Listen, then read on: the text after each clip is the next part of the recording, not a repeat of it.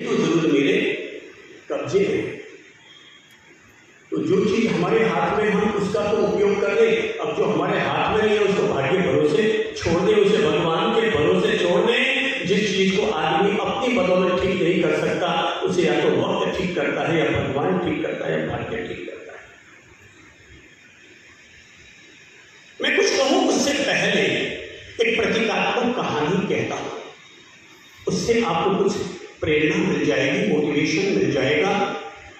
और प्रतीकात्मक कहानी ये है कि एक ही गांव में दो व्यक्ति रहते थे। एक का नाम था सुखी राम और दूसरे का नाम था दुखी राम। हाँ, मुझे पता था कि आप झट से अपने आप बोल देंगे दूसरे का नाम क्या था, दुखी राम। तो एक का नाम था सुखी राम और दूसरे का नाम था दुखी राम। ऐसा नहीं कि वो नाम ही था, बल्कि उनके काम भी वैसे ही थे।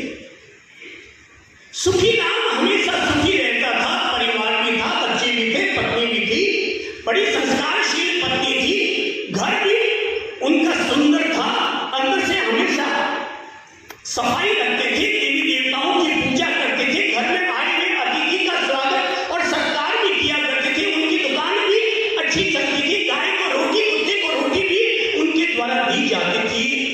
बड़ा आनंदमय घर चल रहा था।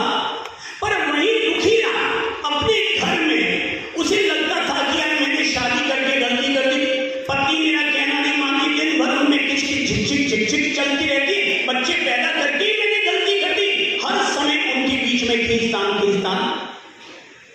चलती रहती थी। और पुरुष में फिर अधिक खींचतान के चलते उसने शराब पीना, नशा करना भी शुरू कर दिया था।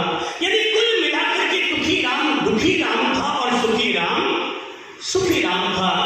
एक दिन दुखी राम की पत्नी ने दुखी राम से कहा, ऐसे तो अपन कैसे जी पाएंगे, मैं तो इस तरह से जिंदगी जीते जीते भाग गई, अब कोई ना कोई तो रास्ता आपको निकालना पड़ेगा। दुखी राम ने कहा, मैं क्या रास्ता निकालूं, तुम जानो तुम्हारा काम। बोले मैं तो जानती हूँ मेरा काम, पर मेरा एक निवेदन है, आप एक बार जरा सुखी राम के घर जाइए और देख करके आइए कि वो घर इतना सुखी क्यों है। दुखी राम ने कहा, बात तो तुम ठीक कहती है कि सुखी राम वाकई सुखी है और मैं दुखी राम वाकई दुखी हूं, तो क्यों ना अपना नाम चेंज कर लेते हैं, मैं मेरा नाम सुखी राम रख लूं, तो क्या मैं सुखी हो जाऊंगा।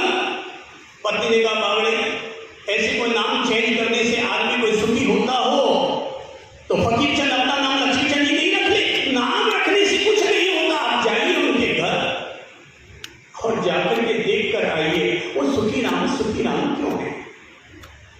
दुखी राम किसके घर पहुंचा है, सुखी राम जी के घर पहुंचा। और सुखी राम के घर पहुंचा तो जैसे ही उसने दरवाजे के अंदर दस्तक दी, पहले जमानों में लोग घर के दरवाजे बंद नहीं रखते थे। पहले घर के बाहर लिखा जाता था अतिथि देवो भव, अब लिखा जाता है कुत्ते से सावधान। दुनिया बदल गई है ना भाई, अब दुनिया बदल गई तो दरवाजा खुला था। और जैसे ही अंदर घुसा तो उसने देखा, वाह यार, घर तो वाकई चकाचक है, साफ स्वच्छ, नीट एंड क्लीन। और देखा कि बच्चे पढ़ाई कर रहे हैं, एक बेटा एक बेटी दोनों पढ़ाई में लगे हुए हैं। सामने मंदिर पर नजर पड़ी तो वहां दीपक भी जल रहा है, धूप अगरबत्ती भी जल रही है, लगता है अभी अभी वो लोग पूजा करके फारिग हुए होंगे। और घर की पत्नी घर के आंगन में झाड़ू और पोंछे लगा रही है।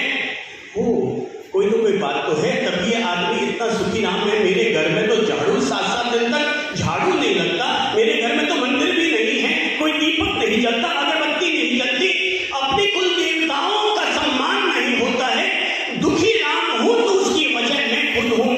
और जैसे ही उसने दरवाजे पर क्या किया, हाथ उठाओ, क्या किया, बजाओ, इसका घर बजा रहे हम।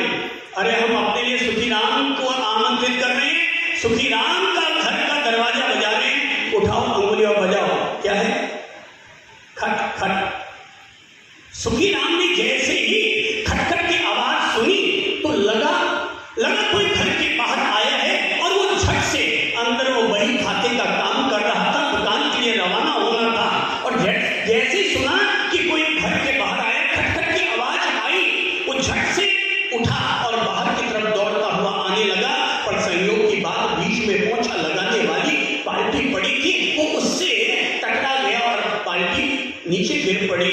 थोड़ी सी उसे भी वो गिरता गिरता बचा, और जैसे गिरता गिरता बचा और उसने अपने आप से कहा ओ ओ ओ ओ ओ, और तभी पत्नी दौड़ती हुई sorry sorry sorry sorry sorry, मुझे बाल्टी साइड में रखनी चाहिए थी। बच्चे भी दौड़े हुए आए, पापा कहीं आपको चोट तो नहीं लगी? पापा पापा पापा। दुखी राम ये सारा माजरा देख रहा है कि पानी की बाल्टी, पोंछे की बाल्टी गिरी है, तो पापा भी सॉरी कह रहे हैं, पत्नी भी आगे सॉरी कह रही है, बच्चे भी संभालने के लिए आ रहे हैं। उसने सारा माजरा देखा और कहा आओ भाई दुखी राम आओ भाई, कैसे आना हुआ? भाई आना तो केवल इसलिए आना हुआ था कि मैं देखना चाहता था कि तुम सुखी राम क्यों हो और मैं दुखी राम क्यों हूं। तो बोले कि तुमने क्या कुछ समझा? बोले आप मुझे कुछ और समझा दो। तो बोले बेटा, अगर तुम्हें सुखी राम होना है तो मेरे घर के वातावरण को देख लो, अपने आप तुम्हें सुखी राम होने के मंत्र मिल जाएंगे। तुम्हें मिल जाएगा कि किस तरह से मैंने अपने बच्चों को पाल पोस कर अच्छे संस्कार देकर बड़े किए हैं। अगर मेरे पांव की चोट भी हल्की सी लग रही है तो वो भी उनको बर्दाश्त नहीं हो रही है, दौड़ के आ रहे हैं, पत्नी अपनी तरफ से आ रही है, यानी कि मेरे घर के हर सदस्य अपने आप में इस घर और परिवार की ये जिम्मेदारी वहन करते हैं। और सुखी राम होने का पहला मंत्र यही है कि व्यक्ति, हर घर का सदस्य अपने आप में अपनी जिम्मेदारी स्वीकार करे। चाहे आपकी उम्र 80 साल की है या 8 साल की, घर में फोकट में मत खाओ, घर के लिए अपनी आहुति कुछ न कुछ जरूर दो। 80 साल के हो पर फिर भी अपनी आहुति दो, और 8 साल के हो तब भी अपनी आहुति दो। बिना आहुति दिए मैं संत होकर के भी मुफ्त का खाना कभी पसंद नहीं करता। मेरे लिए फ्री की रोटी खाना हराम बराबर है, यह हम अपनी सच्चाई कहते हैं। मेरे लिए क्या कहा मैंने?